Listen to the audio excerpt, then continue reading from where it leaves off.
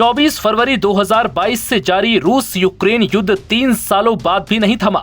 लगातार रूस और यूक्रेन एक दूसरे पर हमलावर हैं, लेकिन इस युद्ध में यूक्रेन को हर बार सबसे ज्यादा नुकसान उठाना पड़ रहा है, जिसके चलते यूक्रेन के राष्ट्रपति जेलेंस्की लगातार दुनिया भर के देशों से यूक्रेन की मदद की अपील कर रहे हैं और साथ ही रूस पर बड़ी पाबंदियां लगाने की मांग कर रहे हैं, जिससे झल्लाई पुतिन ने फिर से यूक्रेन पर ताबड़तोड़ मिसाइल और ड्रोन अटैक शुरू कर दिए।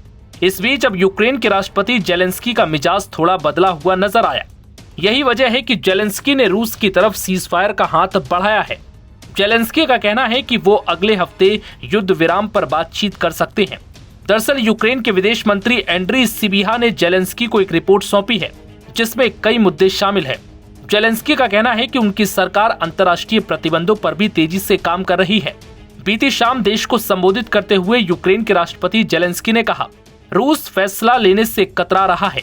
सीज फायर करवाने के लिए हर संभव प्रयास किया जाएगा। लंबे समय की शांति स्थापित करने के लिए एक आधिकारिक बैठक बेहद जरूरी है।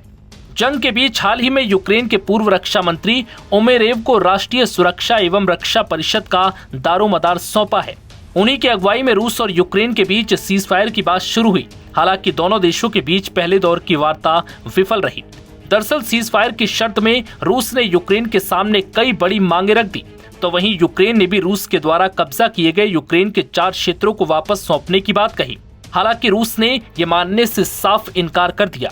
वहीं अमेरिकी राष्ट्रपति भी पुतिन से काफी नाराज चल रहे हैं और लगातार यूक्रेन पर बमबारी न करने की अपील कर रहे हैं। लेकिन बावजूद इसके रूस लगातार यूक्रेन पर ड्रोन और मिसाइल अटैक कर रहा है, जिससे गुस्साए ट्रंप ने रूस पर भारी भरकम टैरिफ लगाने की धमकी दे डाली। साथ ही यूक्रेन को रूस पर हमले के लिए हथियार देने का भी वादा कर दिया। दरअसल दावा है कि कुछ दिनों पहले ट्रंप ने यूक्रेन के राष्ट्रपति जेलेंस्की से फोन पर बात कर कहा था कि अगर अमेरिका उन्हें लंबी दूरी की मिसाइल दे तो क्या वो रूस की राजधानी मॉस्को पर हमला कर सकते हैं।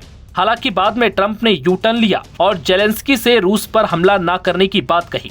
लेकिन इन सब के बीच रूस ने फिर से यूक्रेन पर ताबड़तोड़ हमले शुरू कर दिए, क्योंकि रूस नहीं चाहता कि अमेरिका यूक्रेन को हथियार दे, क्योंकि पुतिन को पता है कि अगर ऐसा हुआ तो फिर रूस में भी बड़े स्तर पर तबाही मच सकती है, जिसके बाद रूस यूक्रेन के साथ ही इस जंग में अमेरिका को भी अपने खिलाफ मान लेगा। इससे युद्ध रुकने के बजाय और भी ज्यादा भड़क सकता है। हालांकि अमेरिकी राष्ट्रपति डोनाल्ड ट्रंप ने रूस को सीज फायर के लिए 50 दिनों का समय दिया है। ट्रंप का कहना है कि अगर 50 दिन के भीतर रूस सीज फायर के लिए नहीं माना तो उसे 100% टैरिफ का सामना करना पड़ेगा। साथ ही रूस से व्यापार करने वाले देशों पर भी 500% का टैरिफ लगा दिया जाएगा। नव भारत टाइम्स की रिपोर्ट।